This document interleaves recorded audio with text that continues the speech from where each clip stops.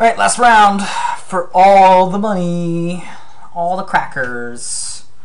We did not... We get to play against Star City Games Blue. Well, that sucks for me. I was hoping it was going to be maybe an easy round, but probably not. It's also probably going to go long. Oh well. So, we'll see. It'll be kind of funny if I show up in a... their YouTube video or something. I'm not going to be able to see it for 6 months because I totally don't have a Star City's account. If it really is Star City Games Blue, it's probably going to be Ascension combo. So aggro is probably just going to be my ultimate goal here, is just to be aggressive. We'll see. Well, to make matters worse, we also don't have any opening lands, so we're going to have to mulligan. I guess we keep this, because we don't want to mulligan anymore. But it's not the best thing in the world. Let's see what we're playing against. Scalding Tarn, because that's all we've been playing against. Sacred Foundry for a Scalding Tarn. What is this? Going to be Scred Red? No, this is going to be Red Deck Wins. Gross! We're also going to play against Red Deck Wins, of all things. Well, I guess we go for this. That way we can have the basic land next turn. And even if he offers the trade, it's not going to be profitable for me to trade, especially with the Bolt in my hand. Well, I guess that means I probably should trade at this point.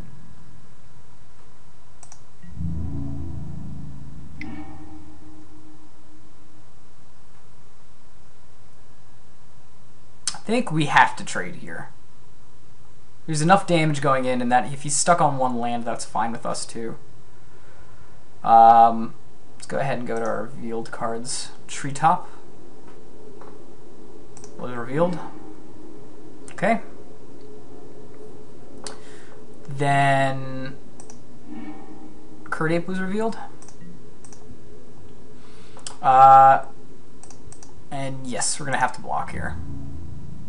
Kind of stinks, but our life total will drip far too low if we don't. And if he's stuck on one land, we should be fine. Especially with getting that Curdape now.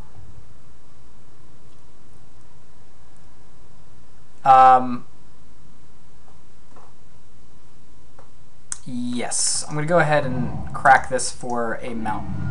Something I don't normally do. It's something I will do.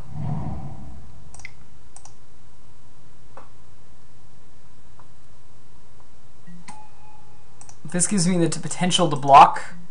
We'll see if he aims a bolt towards my Curdape, and if he keeps missing on land drops. Rift Bolt enters it. Combat.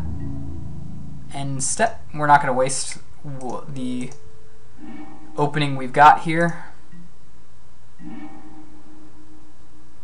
Put down Treetop Village, and that way we can put a Plains down next turn and then start a Johnny Venging.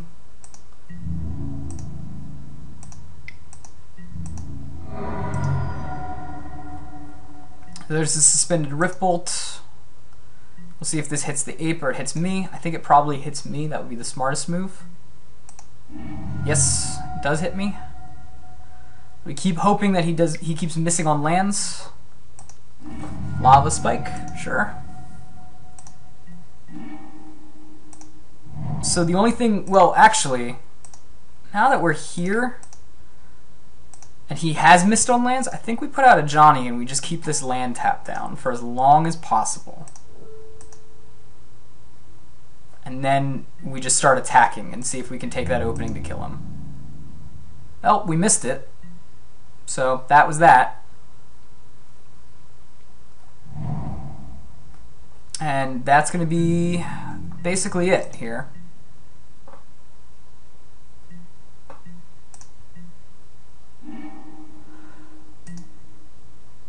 I think we keep him tapped down. Is our best move here. And not go down any lower in life total. I can do 5 a turn, plus I can gain 1. I can do more a turn if I put out the Tarmogoyf. So I think we just attack here and we put out a Tarmogoyf.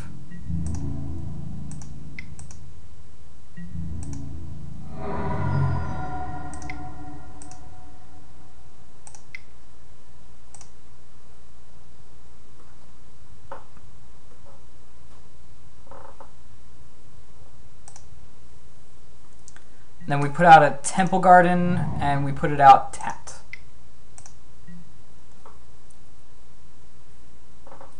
Of course, he's going to crack the land. Hopefully, we've basically made sure that he can't cast a Bolt. And then we're going to go ahead and start Lightning Helixing next turn.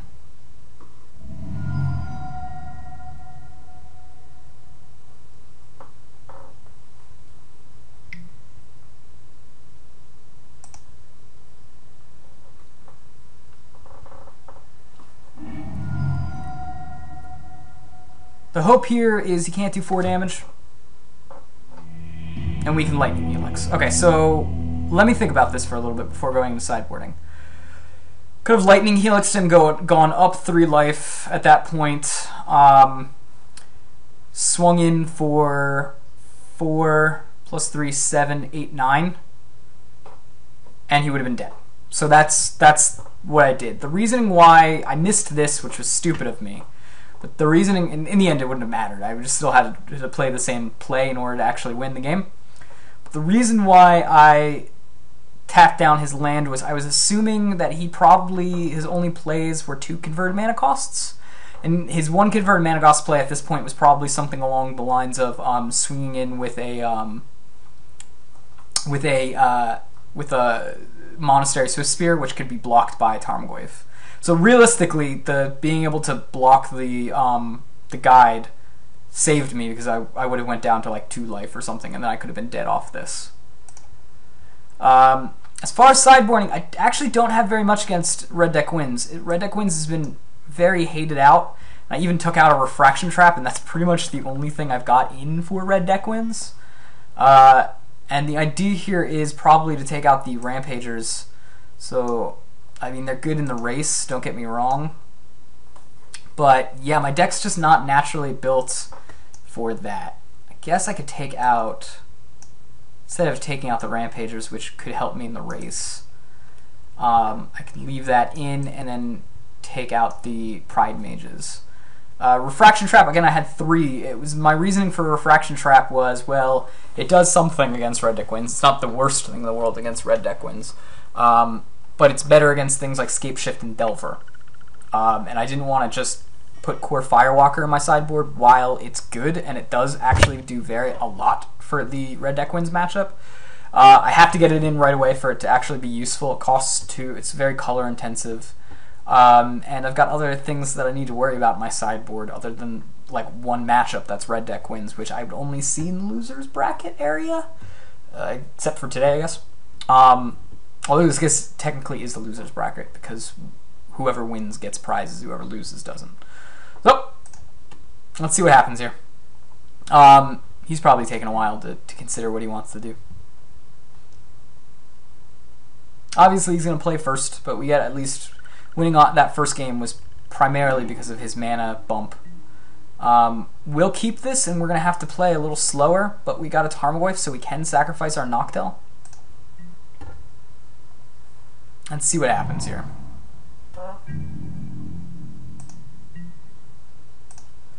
So nothing right away, huh? Again, we're going to go for basics. I think that's the play. It's tough because with Big Zoo you can go for basics all day and you're fine. But I think we're gonna go for basics just because then I can get a planes off of this and still have Path to Exile mana open rather than this Bolt. Although one of the best ways we win here is they don't have the mana. We'll see if that happens here.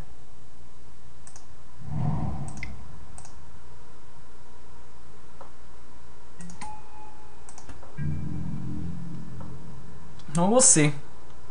It's very possible that he could also not be a Red Deck Wins, although I would be mind blown. that he's not a red deck wins at that point.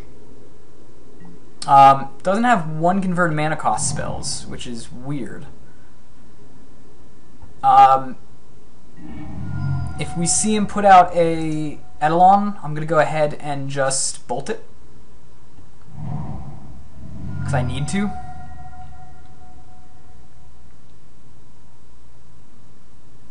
If you were to do something like Scalding Blood me here, I mean, that's fine. I could put out the Tarmogoyf. And I'm still at a higher life than he is. One of the cool things about red deck wins is even though they've gotten Cruise, which is a great reason to have blue, it does put them in multiple colors, sometimes upwards to 5 colors, which means we have a chance at winning.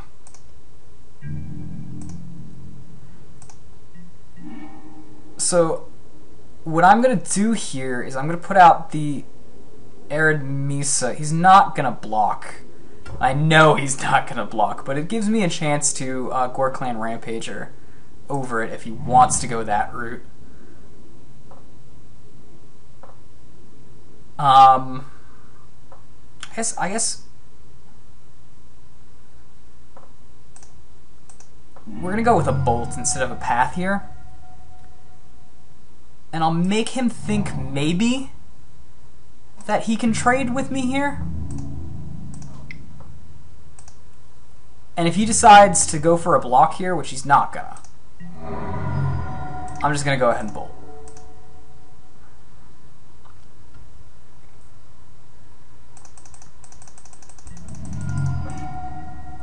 But this still puts me ahead damage-wise. I can get this for a basic and still feel pretty good about myself. I'm glad I didn't path it now at this point.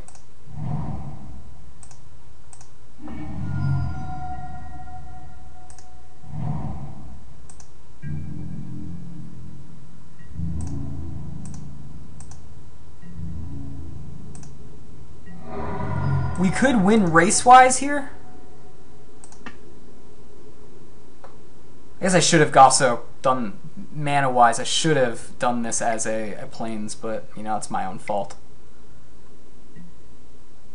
Boros Charm, sure.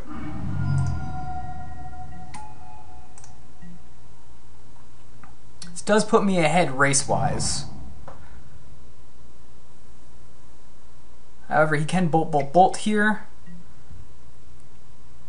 Sure. Gets rid of that. I don't think he's got the bolt though. I can do quite a bit of damage here. Do 4 and keep a path open. I think that's the best bet for me.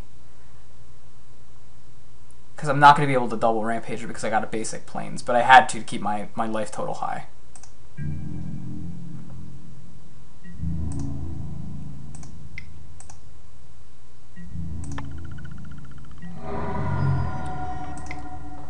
And again, we're going to go for the Tarmogoyf. Put it out there. Say if he can't kill me next turn, he can't kill me. Play super conservative. And we'll see what happens here. Because even if I Rampagered, he would have been at 2 life right now. That's fine.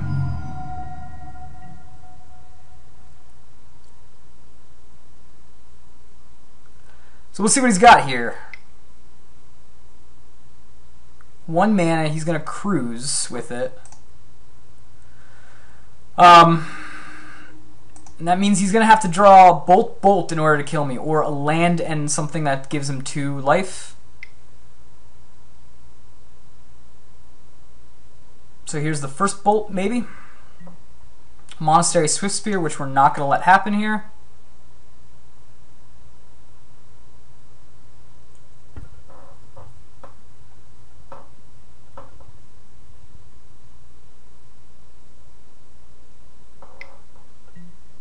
Goblin Guide, sure.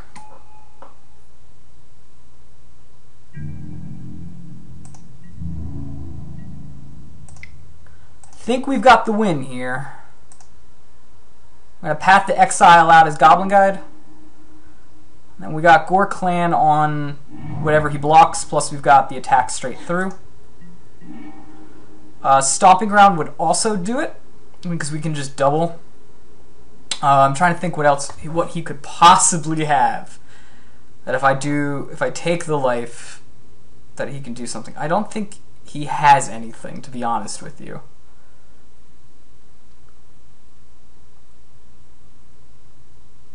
He might, though. He might have Shimian Spirit Guide to make a red. It bolt me if I do that, so I'm just not going to be smart aleck and do it. I'm just going to straight up attack.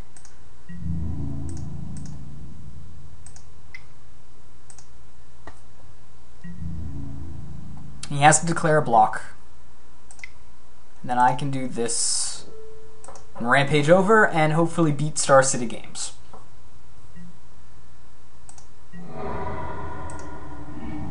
I guess I beat Star City Games. So, that's it. You can still beat the red deck wins matchup with this. It's very difficult with the zoo because you're so greedy, but you need to be super conservative about your life total. As you can see, I ended up doing that. So, good job, guys. Prizes! Woo!